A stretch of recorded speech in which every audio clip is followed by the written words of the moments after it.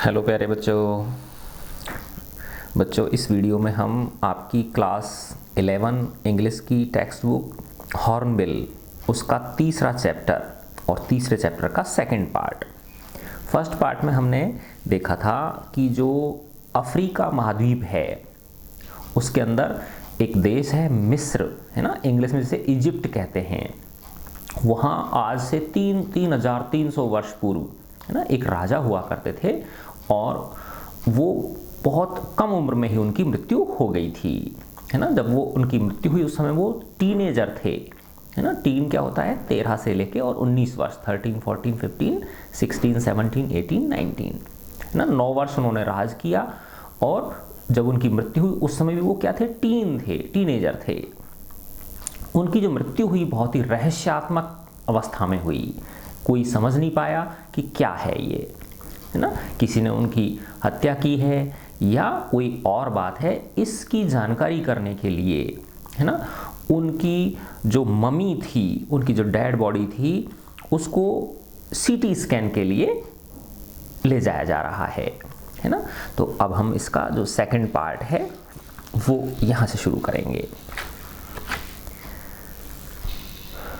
एक British archaeologist थे, है ना, अंग्रेज पुरातत्व विज्ञानी थे। उन्होंने पहली बार, है ना, उनकी जो टूम थी, है ना, उसका 1922 में पता लगाया, है ना। टूम यानी जो उनका मकबरा था, 1922 में उस मकबरे का उन्होंने पता लगाया और फिर 2005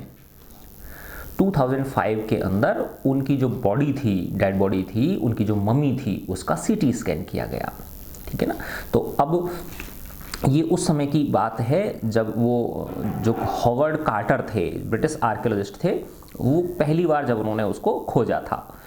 तो इन हिज डिफेंस, अब उन्होंने देखा कि जैसे ही वो कॉफिन के पास पहुंचे उसके, तो उन्होंने देखा कि जो सेरेमोनियल रेजिन्स थी, यानी उन डेड बॉडी के ऊपर विशेष प्रकार के पदार्थों का लेप किया जाता था, रेजिन्स का, चिपचिपे पदार्थों का, तरल पदार्थों का, जिससे कि वो मम्मी जो है वो बहुत लंबे समय तक सुरक्षित रह सके। और तो वो जो रेजिन्स थे उनकी वजह से उसकी जो डेड बॉडी थी वो कॉफिन के साथ क्या हो गई थी? चिपक गई थी। अब जो हॉवर्ड कार्टर थे उनके पास और कोई रास्ता नहीं था कि छेनी हथौड़े के द्वारा उस सोने के जो ताबूत था उससे उसकी डेड बॉडी को अलग किया जाए। क्यों नहीं अलग करना, क्यों जरूरी था? क्योंकि अगर वो अलग नहीं करते तो चोर जो है उसको क्या करते? उसको छत विछत करके उसकी डेड बॉडी को और उस सोने को चुरा ले जाते। अब वो सोने को चुराने के चक्कर में उसकी डेड बॉडी को ही क्या कर देते? वो नष्ट कर देते। तो इन हिज डिफेंस, अपने बचाव के लिए, है ना, Carter really had little choice. Carter के पास बहुत कम चॉइस थी, है ना, यानी कार्टर के पास और कोई उपाय बचा ही नहीं। इन हिज डिफेंस, ये मत समझो आप इसका, है ना। If he had not cut the mummy free, अगर वो उस मम्मी को काट के फ्री नहीं करता, थीव्स मोस्ट सर्टेनली, तो जो चोर थे वो निश्चित रूप से वुड हैव सर्क्यूमेंटेड द गार्ड्स, वो गार्ड्स को चकमा देकर, एंड रिप्ड इट अपार्ट, और उसे तोड़ फोड़ के, टू रिमूव द गोल्ड, सोने को निकाल ले जाते। और उस सोने को निकालने की प्रक्रिया में वो उस मम्मी को क्या कर देते? डिस्ट्रॉय कर देते। In Tut's time the royals were fabulously wealthy. अब ये बता रहे हैं कि किंग टुट जो थे उनके ज़माने में, उनके समय में जो शाही राज परिवार हुआ करते थे वो बहुत अधिक धन धान्य से परिपूर्ण होते थे, बहुत समृद्ध होते थे, fabulously wealthy. And they thought और होप्ड, और वे ऐसा सोचते थे या आशा करते थे, विश्वास था उनका कि they could take their riches with them, कि वो अपनी इन धन संपदा को अपने साथ ले जा सकते हैं अपनी मृत्यु के पश्चात। For his journey to the great beyond, इसी वजह से जब किंग टुट की मृत्यु हो गई तो उनकी उस आगे की यात्रा के लिए, उनकी जो परलोक की जो यात्रा थी उसके लिए किंग टुट वाज लेविस्ड, किंग टुट को लाद दिया गया विद ग्लिटरिंग गुड्स, चमचमाती हुई वस्तुओं के साथ, चमकदार वस्तुओं के साथ, है ना। अब वो किसकी हैं? सारी की सारी गोल्ड की बनी हुई। ग्लिटर कौन करता है? सोना चमकता है। प्रीसियस कॉलर्स, कॉलर्स किसको बोलते हैं, जैसे गले में पहनने की हसूलियाँ होती हैं ना, आपने देखा होगा गांव की जो महिलाएं होती हैं वो चांदी की हसूलियाँ पहनती हैं गले में, है ना। तो प्रीसियस कॉलर्स, बहुमूल्य गले की हसूलियाँ। Inlaid necklaces and bracelets, inlaid का मतलब होता है जैसे आप ऐसे समझें इसको, इनलेड जड़ाऊ, जैसे को जड़ाऊ होती है ना जिनमें रत्न और ये विभिन्न प्रकार की चीज़ें सोने के आभूषणों में जड़े रहते हैं, तो रत्नों से जड़े हुए नेकलेसेस, हार, ब्रेसलेट्स, ठीक है ना, ब्रेसलेट आप समझते हो, कंगन, रिंग्स, अंगूठियाँ, एम्यूलेट्स, एम्यूलेट्स होते हैं तावीज़, तावीज़ होते हैं ना वो, ए सेरेमोनियल एप्रन, है ना, एक सेरेमोनियल यानी किसी विशेष अवसर पर पहने जाने वाला एक ओवरकोट जैसा कोई चोगा। सैंडल्स, सैंडल्स जानते ही हो आप, चप्पल जैसे होती हैं, चप्पल जूते जो होते हैं वैसे sandals. Sheaths for his fingers and toes, King Tut की जो उंगलियां थी उनके लिए और उसके जो टोज थे, पंजे जो थे, उनके लिए विशेष प्रकार का सीथ, सीथ का मतलब कवर, सीथ यानी cover. And the now iconic inner coffin and mask, और अब जो उनका एक विशेष प्रकार का आइकॉनिक, है ना, प्रतीकात्मक जो कॉफिन था, है ना, जो ताबूत था वो, और एक मास्क, मास्क यानी मुखौटा। इसमें बताया था ना शुरू में कि जो किंग टुट का जो कॉफिन था जिसमें उनकी डेड बॉडी रखी हुई थी, उसका जो ऊपर का ढक्कन था, कवर, उसके ऊपर भी किंग टुट की क्या मुखौटा बना हुआ था सोने का। ऑल ऑफ प्योर गोल्ड, सब सारी की सारी ये वस्तुएं किसकी थी, शुद्ध सोने की थी। To separate Tut from his adornments, Carter's men removed the mummy's head and severed nearly every major joint. अब उसके पास जो हॉवर्ड कार्टर थे, ब्रिटिश आर्कियोलॉजिस्ट थे, उनके पास और कोई चारा नहीं बचा कि अब उसकी बॉडी को क्या किया जाए, उस चिपकी हुई रेजिन्स को और जो गोल्ड है, गोल्ड का जो ताबूत है उससे अलग किया जाए। तो इसलिए टू सेपरेट टुट फ्रॉम हिज अडोरमेंट्स, अपने इस जो अडोरमेंट्स थे, आभूषण, इनसे किंग टुट को अलग करने के लिए कार्टर्स मैन, कार्टर के जो आदमी थे, रिमूव्ड द ममीज हेड, उन्होंने मम्मी के हेड को हटा दिया। एंड सीवियर्ड नियरली, अब हटाने मतलब ऐसे बड़े तरीके से हटाया उन्होंने, ऐसे नहीं भाई यूँ ही ज़बरदस्ती करी हो उसके साथ, बहुत तरीके से, क्योंकि हटाना बहुत ज़रूरी था उसको, क्योंकि नहीं तो पीछे की चीज़ जो चिपक रही है वो छूटेगी नहीं। तो उन्होंने पहले उसके सिर को हटाया। And severed nearly every major joint, और जो उसके मुख्य जो जॉइंट थे, बड़े बड़े जो जॉइंट्स थे, उनको भी उसने क्या किया, हटाया, है ना। हालांकि बाद में फिर उसने बिल्कुल तरीके से उसको पैक कर दिया था, है ना, क्योंकि ये करना बहुत ज़रूरी था उसके लिए, है ना। वंस दे हैड फिनिश्ड, जब एक बार उन्होंने ये काम पूरा कर लिया, जब वो जो किंग टुट की बॉडी थी जब वो उससे क्या हो गई, हट गई, है ना, छूट गई उससे, रेजिन्स से, जब उनका एक बार काम फिनिश हो गया, दे रिसेंबल्ड द रिमेन्स, तो उन्होंने उनके जो रिमेन्स थे, जो किंग टुट की बॉडी जो अलग करी थी, उसको वापस से रीअसेंबल कर दिया on a layer of sand, है ना, एक सैंड की लेयर के ऊपर, है ना, एक मिट्टी की परत के ऊपर, इन ए वुडन बॉक्स। अब देखो सोने के ताबूत में से किसके अंदर रख दिया उसको, वुडन बॉक्स के अंदर रख दिया, क्योंकि ऐसा करना जरूरी था। विद पैडिंग, और उसमें एक जैसे मुलायम सी, जैसे फोम होता है, इस तरह की एक पैडिंग बिछा दी, मुलायम वस्तु का एक नीचे गद्दा बिछा दिया, दैट कंसील्ड द डैमेज, जिससे कि जो हल्का फुल्का उसको डैमेज हुआ था उसकी बॉडी को, वो छिप जाए, कंसील यानी छिप जाना। द बेड वेयर टुट नाउ रेस्ट, उस बेड पे उसको लिटा दिया जहां पर अभी टुट की बॉडी, किंग टुट की बॉडी रेस्ट कर रही है। अब इसमें बताया गया है कि जो आर्कियोलॉजी है, जो पुरातत्व विज्ञान है changed substantially in the intervening decades, इन दशकों में, है ना। अब इन दशकों का मतलब क्या है, 1992 में उसकी खोज हुई और 2005 के अंदर क्या किया गया, उसका सीटी स्कैन किया गया। तो इस दौरान का जो समय है उसको बोलेंगे इंटरवीनिंग डिकेड्स। इस मध्य के जो दशक हैं उनके दौरान पुरातत्व विज्ञान काफ़ी अधिक सब्सटेंशियल यानी काफ़ी अधिक बदल गया है। फोकसिंग लेस ऑन ट्रेजर, अब पुरातत्व विज्ञान धन संपदा के ऊपर इतना फोकस नहीं करता, कम फोकस करता है, and more on fascinating details of life, और अब वो किस चीज़ पे ध्यान ज़्यादा देते हैं कि जो आश्चर्यचकित कर देने वाली जो डिटेल्स हैं, उसके बारे में जो जानकारियां हैं, उसके जीवन के बारे में जानकारियां, उनमें ज़्यादा वो इंटरेस्ट लेते हैं।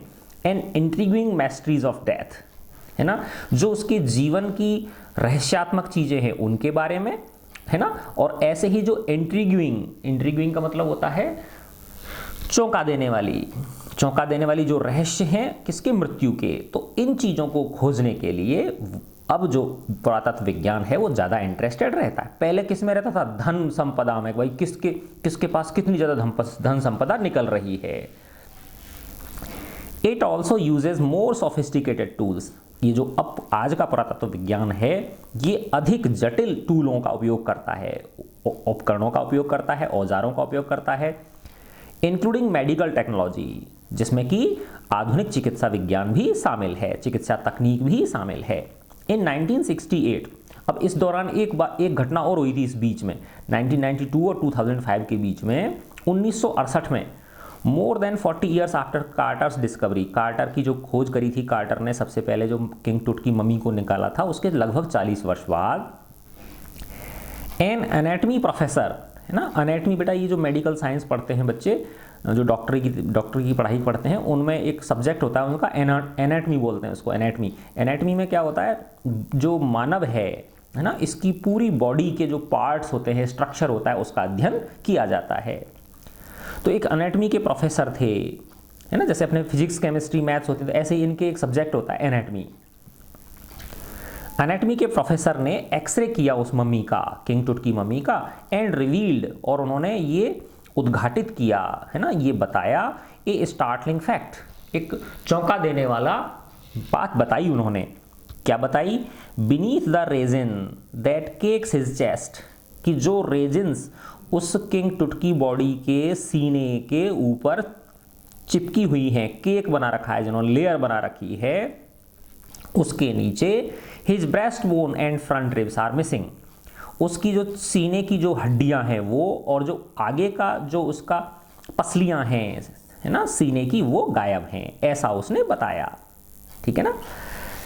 टुडे डायग्नोस्टिक, अब ये सिर्फ उसने एक्सरे के द्वारा किया था लेकिन 2005 में तो उसका क्या किया गया, सीटी स्कैन किया गया, तो वो सीटी स्कैन में पूरी एग्जैक्ट जानकारी मिल जाती है। एक्सरे से इतनी ज़्यादा जानकारी हमको नहीं मिलती, एग्जैक्ट जानकारी नहीं मिलती। Today diagnostic imaging can be done by computed tomography और सीटी। देखो ये सीटी स्कैन को इंग्लिश में क्या बोलते हैं, सी फॉर कंप्यूटेड और टी फॉर टोमोग्राफी। तो ये कह रहे हैं आज का जो जांच की जाती है, जांच के द्वारा, जांच में जो इमेजिंग की जाती है, जांच में क्या करते हैं, फोटो, जैसे आपने देखा होगा सोनोग्राफी होती है, तो पेट की सोनोग्राफी करते हैं, तो अंदर पेट के क्या क्या चीज़ें, वो सबकी उनकी सबकी इमेज किस पे बन जाती है, कंप्यूटर की स्क्रीन पे बन जाती है। ठीक है ना। तो आजकल जो जांचों की जो इमेजिंग की जाती है, उनके जो फोटो प्राप्त किए जाते हैं, वो किसके द्वारा किए जाते हैं, सीटी के द्वारा किए जाते हैं, कंप्यूटर टोमोग्राफी के द्वारा किए जाते हैं।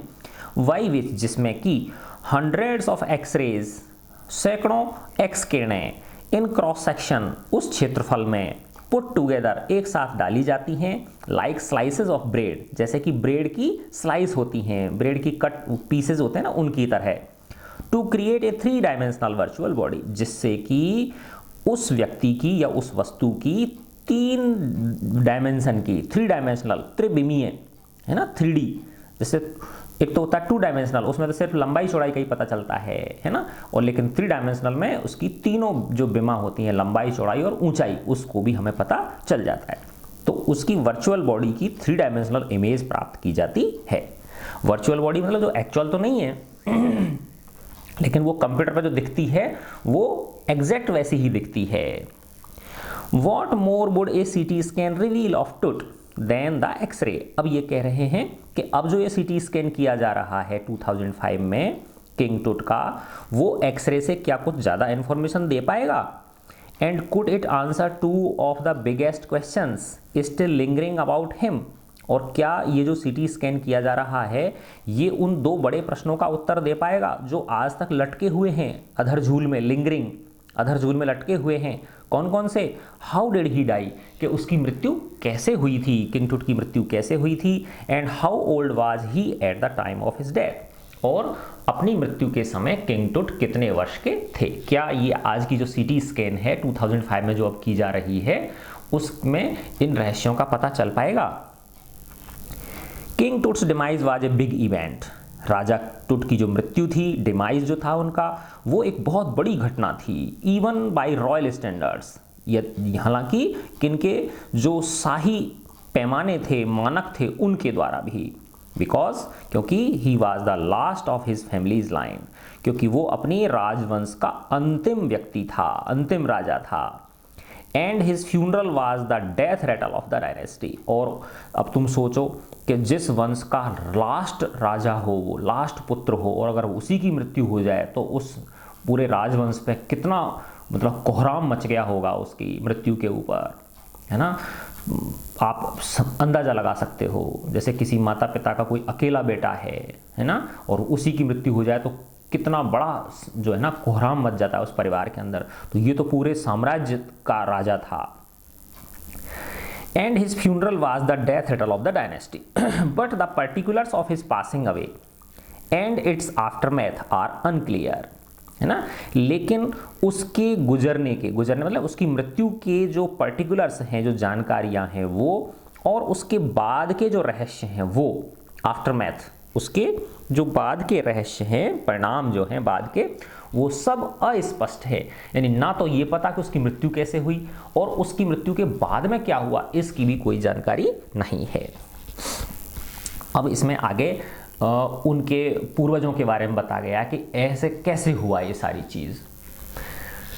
तो एक राजा थे, उन्हीं के पूर्वज थे एमेनहॉटप थर्ड। एमेनहॉटप थर्ड टूट्स फादर और ग्रैंडफादर। अब ये पता नहीं है कि वो उसके फादर थे या उसके ग्रैंडफादर थे, टूट के, किंग टूट के। वाज ए पावरफुल फराओ, है ना। अब देखो मैं फराओ बोलूँ या फेरो बोलूँ, आप परेशान मत होना, है ना। वो एक बहुत शक्तिशाली फराओ थे। हु रूल्ड ऑलमोस्ट 4 डिकेड्स, जिन्होंने लगभग 4 दशकों तक यानी 40 वर्ष तक शासन किया। At the height of the 18th dynasties golden age, है ना। उस 18वें वंश का, है ना, 18वें वंश का, यानी एक तरह से जो ये एमेनहॉटप थर्ड थे वो अपनी उस राजवंश के 18वें राजा थे, और उन्होंने अपनी इस राजधानी को गोल्डन एज प्रदान कर दी थी, यानी एक तरह से स्वर्णिम युग था उनका। बहुत ही अच्छे राजा थे वो, Amenhotep third. His son Amenhotep four succeeded him, जब उनकी मृत्यु हो गई एमेनहॉटप थर्ड की, जब उन्होंने 40 वर्ष राज कर लिया उसके बाद, तब उनके जो बेटे थे एमेनहॉटप फोर, इन्होंने राजगद्दी ग्रहण करी, सक्सीड कर दिया उसको, राजगद्दी ग्रहण करी। And initiated one of the strangest periods in the history, और उसने इस राजवंश के इतिहास के सबसे विचित्र अध्याय का शुरुआत कर दी, उसने गड़बड़ करना शुरू कर दिया उसने। ऑफ एंशिएंट इजिप्ट, उस प्राचीन मिस्र के। The new pharaoh promoted the worship of the Aten, the sun disc, changed his name to Akhenaten or servant of the Aten, and moved the religious capital from the old city of Thebes to the new city of Akhetaten, now known as Amarna। तो अब ये जो एमेनहॉटप 4 था, है ना, एमेनहॉटप जो 4 था, इसने क्या किया, इसने एक अलग ही परंपरा शुरू कर दी, है ना। और इसने क्या किया, एटन, एक विशेष कोई देवता थे, उनकी पूजा करना शुरू कर दिया। और वो एटन क्या है, सन डिस्क, एक तरह से सूर्य का प्रतीक। उसने अपना नाम एमेनहॉटप 4 ने एखेनेटन रख लिया, यानी सर्वेंट ऑफ एटन, एटन का servant. And removed the religious capital from the old city of थेब्स, और वो जो उनकी पुरानी राजधानी थी थेब्स में, वहां से वो अब नई जगह पे ले गया, न्यू सिटी ऑफ एखेटेटन। एखेटेटन एक नए शहर में ले गया, जैसे कि अभी इन दिनों अमरना के नाम से जाना जाता है। देखो इसमें ये दे रखा है पीछे वाले जो चैप्टर ना आपका, देखो पहले यहाँ पे थी, ये दिखा रखा ना लग्जर थेब्स, यहाँ से कहाँ ले गया, वो यहाँ ले गया इस जगह, एखेटेटन या अमरना, यहाँ ले गया ये जो एमेनहॉटप 4 था जिसने अपना नाम बदल लिया था, है ना। तो एक तरह से पूर्वजों की परंपरा जो थी, जिन देवताओं को वो मानते चले आ रहे थे, उसने बिल्कुल चेंज कर दिया उनको, है ना, और नई उसने परंपरा डाल दी। He further shocked the country by attacking Amun, a major god, है ना। अब ये जो अमुन थे वो उनके दादा परदादा, उनके पूर्वजों के आराध्य देवता थे। अब इसने क्या किया, उन्हीं पर ही आक्रमण करना शुरू कर दिया।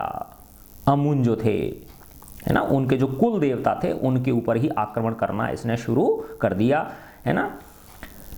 तो ही फर्दर शॉक द कंट्री, उसने वापस आगे जाके देश जो था उनका, इजिप्ट जो कंट्री था, उसको और ज़्यादा झटका दिया। उसने क्या कर दिया, झटका कैसे दिया उसने, अमून को अटैक करके। स्मैशिंग हिज इमेजेस, उसने उस कुल देवता की जो मूर्तियां थी उनको तोड़ मोड़ दिया, उनको तोड़ फोड़ दिया। एंड क्लोजिंग हिज टेम्पल्स, और उनके जो मंदिर थे उनको क्या कर दिया, बंद कर दिया।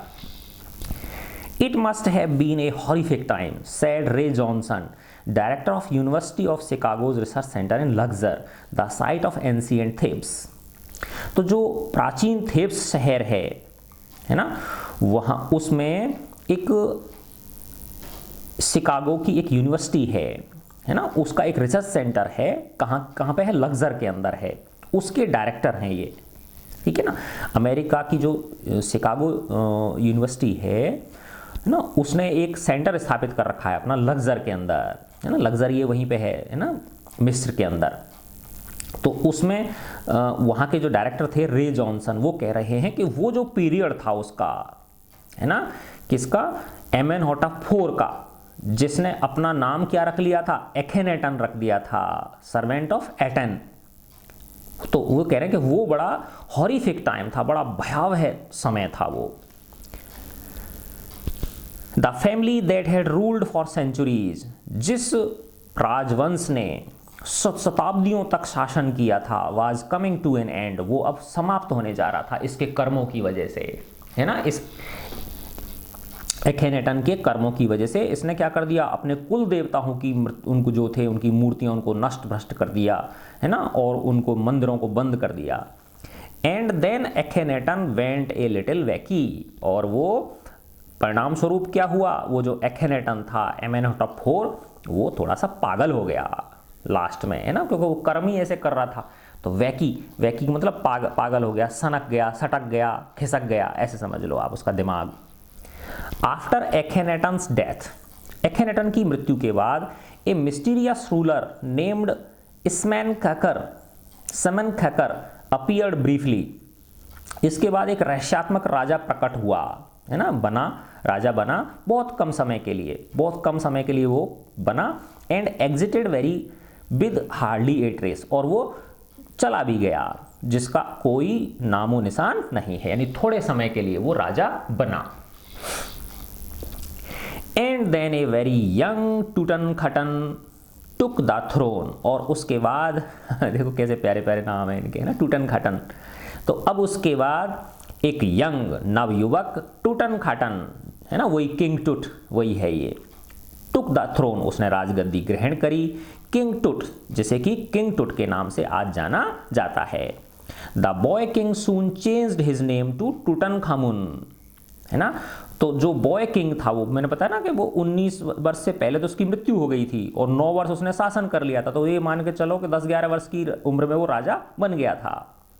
तो अब उसने अपना नाम टूटनखाटन से क्या चेंज कर लिया, टूटनखामुन कर लिया। अब देखो ये अमून आ रहा है ना इसके अंदर, अमून क्या थे, उनके कुल देवता थे ये, है ना।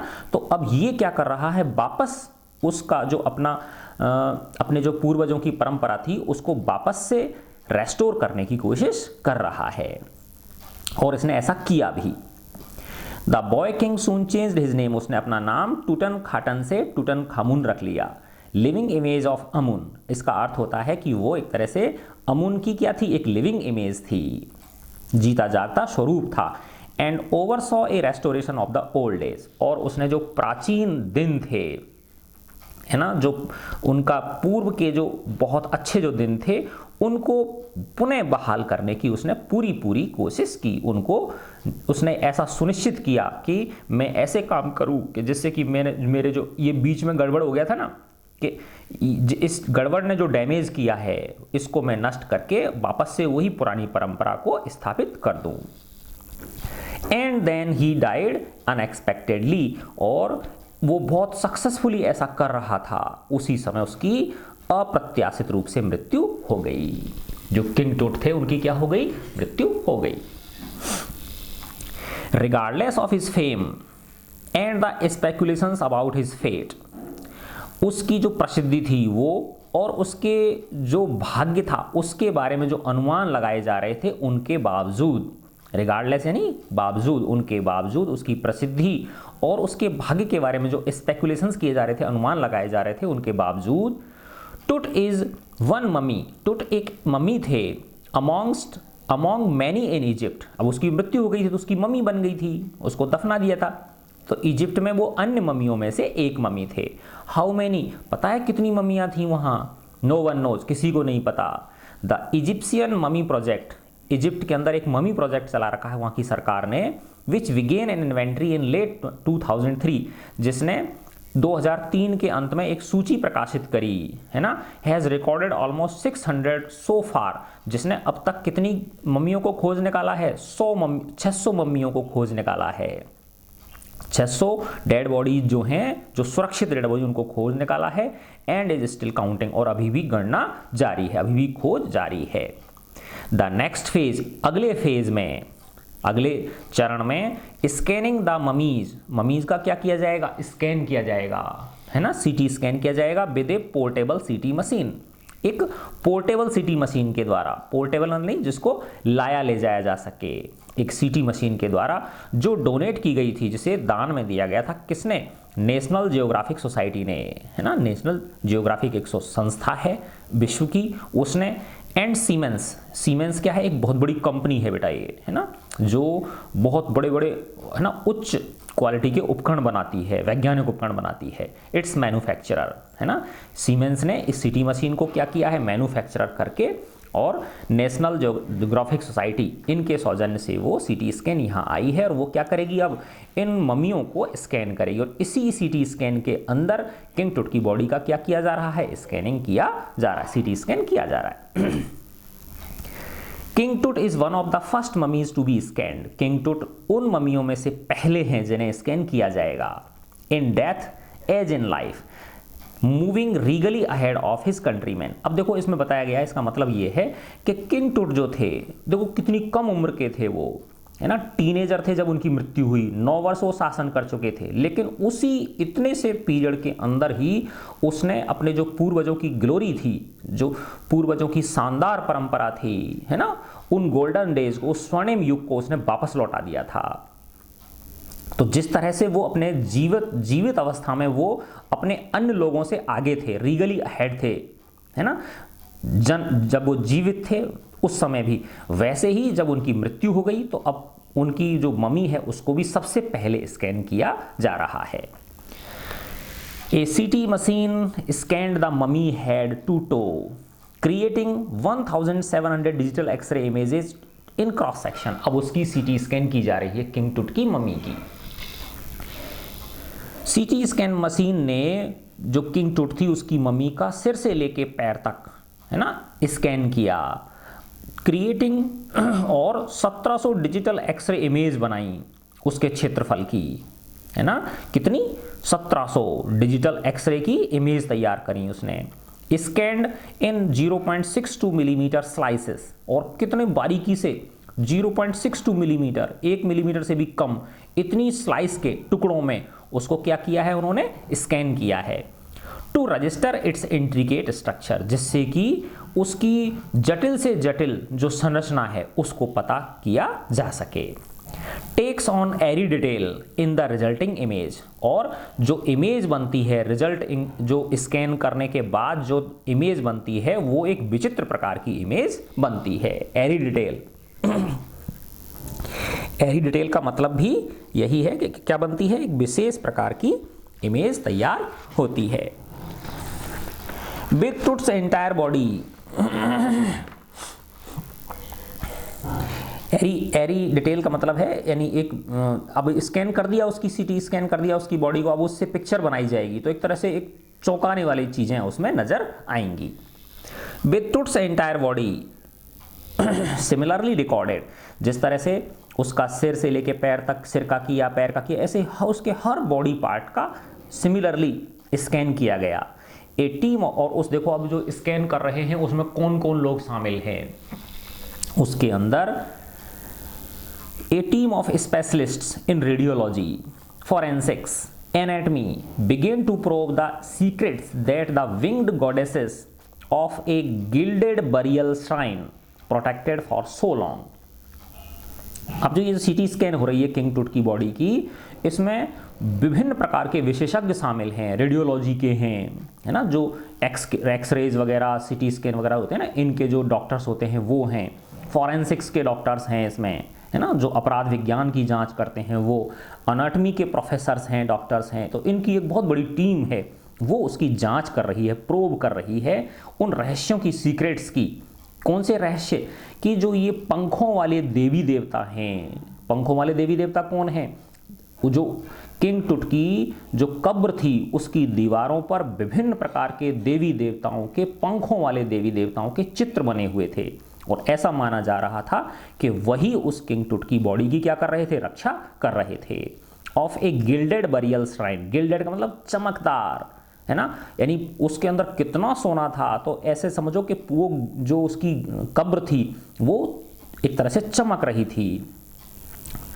प्रोटेक्टेड फॉर सो लॉन्ग, और इतने समय से उन्होंने, उन विंग्ड गॉडेसेस ने, है ना, देवियों ने उसकी क्या करी थी, रक्षा करी थी। तो इसके रहस्यों का पता लगाया जाएगा।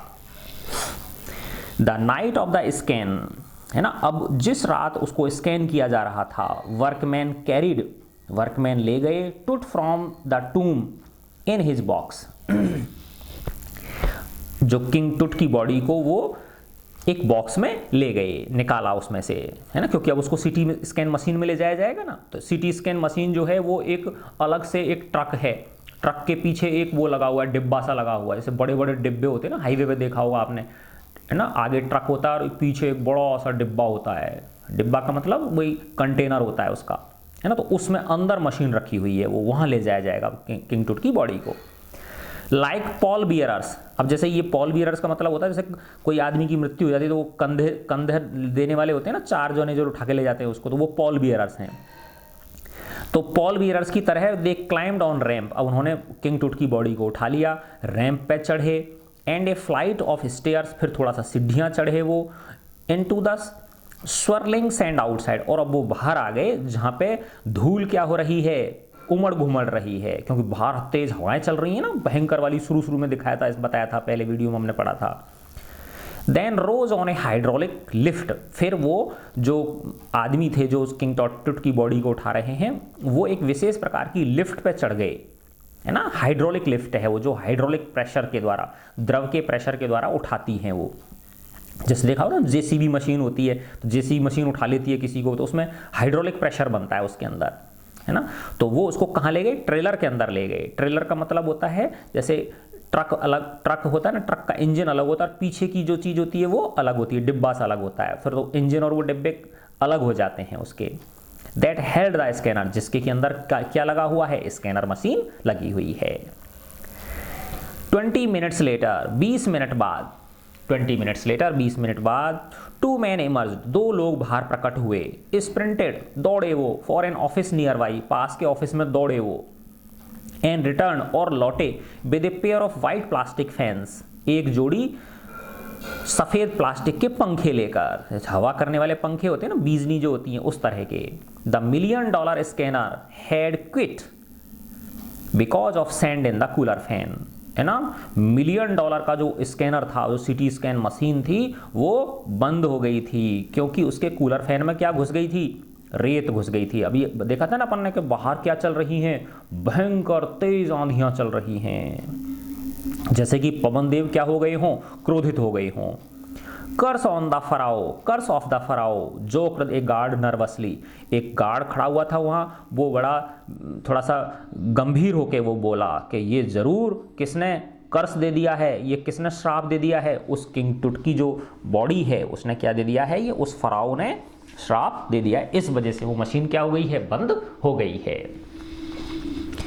इवेंचुअली अंत में the substitute fans worked well, है ना, अंत में जो सब्स्टिट्यूट फैन थे, है ना, जो एक्स्ट्रा फैन होते हैं, वो सही उन्होंने काम किया।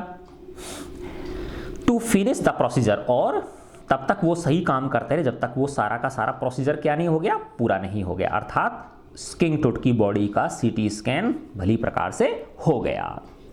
आफ्टर अब कैसे हुआ होगा, क्योंकि उसका कूलर फैन बंद हो गया था। जैसे देखा होगा ना, कोई मशीन होती है तो वो गर्म हो जाती है, हीट हो जाती है, वो बंद हो जाती है ओवरलोड होके, तो फिर उसको क्या करना पड़ता है, ठंडा करना पड़ता है। तो ये जो प्लास्टिक के फैन लेके आए थे ना, 2 आदमी भाग के गए थे पास के ऑफिस में, तो उन्होंने क्या किया होगा, उसको ठंडा किया होगा प्लास्टिक के फैन से, और फिर वो वापस से चलना शुरू हो गई मशीन, और किंग टुट की बॉडी का सीटी स्कैन अच्छी तरह से कंप्लीट हो गया।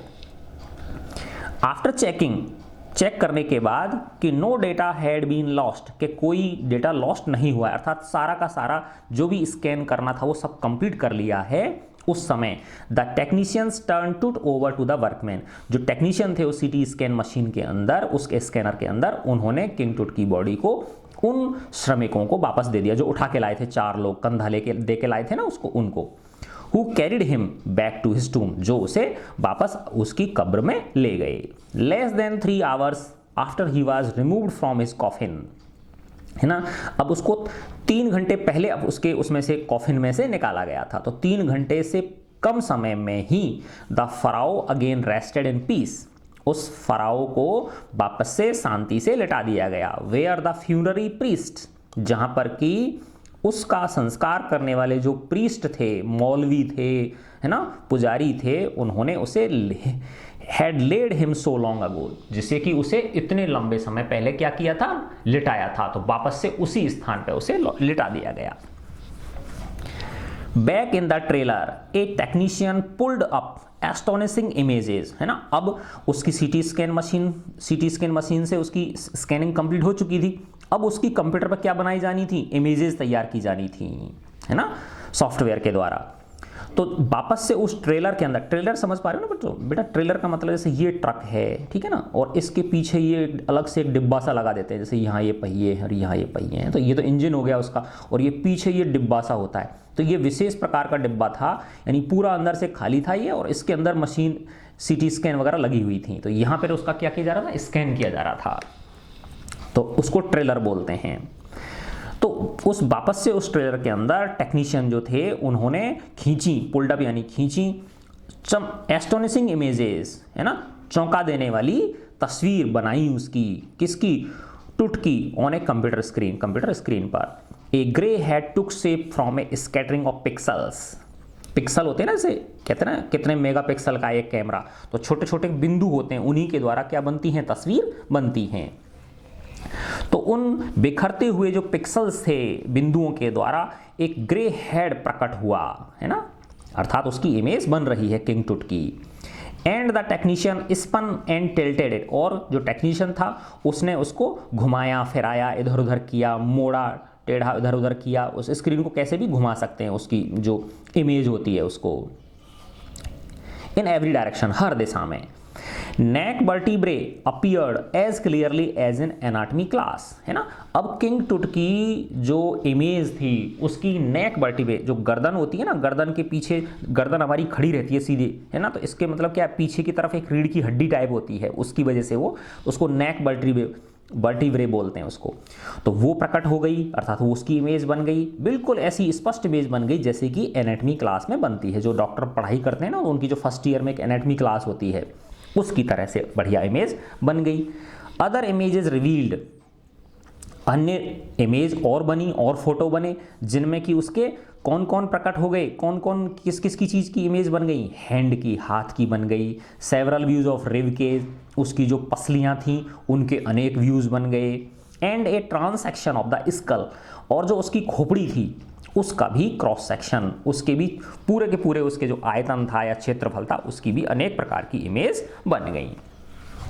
But for now the pressure was of, है ना, लेकिन अब सारा का सारा प्रेशर क्या हो गया था, खत्म हो गया, तनाव क्या हो चुका था, खत्म हो गया था। क्यों हो गया खत्म, बताओ, क्योंकि उस सीटी स्कैन किया जो उसकी किंग टुट की बॉडी का, तो उसकी सीटी स्कैन में वापस से सारे के सारे अंगों की फोटो आ चुकी थी। जैसे पहले बताया था ना, एक बार बीच में एक्सरे हुआ था तो उसने कह दिया था भाई इसकी क्या नहीं है, जो रिब केज है वही गायब है, इसकी जो पसलियां ही गायब है, लेकिन वो गलत सूचना थी। तो अब सीटी स्कैन में इसकी सही और एक्यूरेट जानकारी मिली है ना। देखा ना कि भाई उसकी नेक वर्टिब्रे यानी गले के पीछे की हड्डी का आराम से खूब बढ़िया इमेज बन गई, उसके हाथों की इमेज बन गई, पसलियों की इमेज बन गई, उसकी खोपड़ी की इमेज बन गई, यानी पूरी बॉडी की अच्छी तरह से इमेज तैयार हो गई कंप्यूटर स्क्रीन पर। अर्थात पता चल गया कि भाई कुछ भी गड़बड़ नहीं हुई थी, यानी किंग टुट की जो मृत्यु हुई थी वो एक सहज तरीके की मृत्यु थी, जैसा कि नॉर्मली होती थी। तो हो सकता है वो बीमारी हो गई होगी उसको कुछ,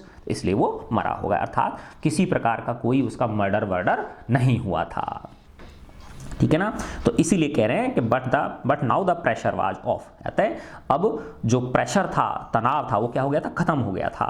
sitting back in his chair, अपनी आराम कुर्सी में बैठते हुए ज़हीर हवास, देखो इसमें पहले आया था ना ज़ही हवास, ये वहीं के मिस्र के काउंसलर थे, उसमें शुरू में आया था ना ज़ही हवास कौन है, देखो ये रहा, यहाँ पे था ना Zahi Hawass, secretary general of Egypt, Supreme Council of Antiquities, है ना। तो यही तो अगुवाई कर रहे थे उस प्रोजेक्ट की, उसकी सीटी स्कैन जो हो रहा था।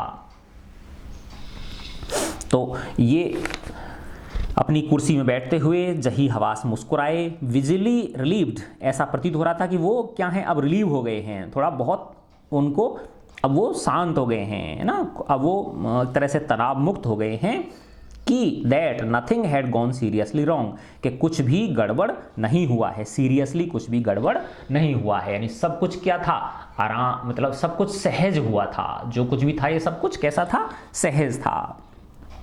I did not sleep last night, अब वो ज़ही हवास कह रहे हैं कि भाई मैं तो पिछली रात सो भी नहीं पाया था, नॉट फॉर ए सेकंड, एक सेकंड के लिए भी मैं पिछली रात सो नहीं पाया था। ही सैड, उसने कहा, आई वॉज सो वरीड, मैं बहुत ज़्यादा चिंतित था, बट नाउ, क्योंकि अब उसको चिंतित क्यों था, क्योंकि एक बहुत बड़ा रहस्य से के ऊपर से पर्दा उठने वाला था कि क्या पता इस सीटी स्कैन से पता चले कि भाई उसकी क्या हो गई है, किसी ने हत्या करी है उसकी, है ना, या और कोई बात हुई है। तो ये सब चीज़ें क्या थी, क्लियर हो चुकी थी उस सीटी स्कैन के द्वारा। तो अब ये कह रहे हैं कि but now I think I will go and sleep, लेकिन अब मैं सोचता हूँ कि अब मैं आराम से जाके क्या कर सकता हूँ, सो सकता हूँ, है ना, अब मैं आराम से जाके विश्राम कर सकता हूँ। By the time we left the trailer, है ना। अब यहाँ पे देखो हमने शुरू में देखा था ना कि पूरे संसार से विभिन्न प्रकार के जो पर्यटक थे जो इस क्षेत्र में रुचि रखते हैं वो वहाँ इकट्ठे हो गए थे किंग टुट को अपनी श्रद्धांजलि देने के लिए। तो इस समय तक अब वो सारा सब कुछ खत्म हो चुका था, सीटी स्कैन वगैरह हो गई थी, नॉर्मल रिपोर्ट आ गई थी। तो by the time we left the trailer, जब अब ये कह रहे हैं कि जब हमने वहाँ से ट्रेलर से हम बाहर निकले, है ना, जहाँ पे सीटी स्कैन किया गया था वो जो डिब्बा था उसमें से जब हम बाहर निकले, डिसेंडिंग मेटल स्टेयर्स, उसमें चढ़ने के लिए सीढ़ियाँ थी, तो उन सीढ़ियों से क्या हो रहे हैं, उतर रहे हैं, डिसेंडिंग यानी उतरना, है ना, मेटल की सीढ़ियाँ थी उनके उतरते हुए, टू द सैंडी ग्राउंड, कहाँ पे आ रहे हैं हम, सैंडी ग्राउंड पे उतर रहे हैं, नीचे धूल भरे ग्राउंड पर। तो क्या हुआ, द विंड हैड स्टॉप्ड, हवा बंद हो चुकी थी। तो देखो शुरू में क्या था, जैसे ही उसकी किंग टुट की बॉडी को वहां से निकाला था कब्र में से, तो एकदम से ऐसा लगा था कि भाई पवन देवता रुष्ट हो गए हों और भयंकर आंधी तूफान आने शुरू हो गए थे, और जैसे ही उसको वापस से लिटाया है उसकी कब्र में तो सब कुछ हवा शांत हो चुकी थी।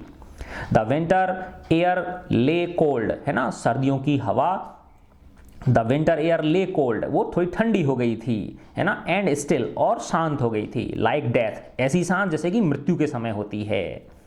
In this valley of the departed, और ये कौन सी जगह है, ये वैली ऑफ किंग्स आया था ना उसमें, डिपार्टेड मतलब जो इस दुनिया छोड़ के जा चुके हैं, उन लोगों की ये वैली है, उन लोगों का ये घाटी है, उन लोगों का ये स्थान है।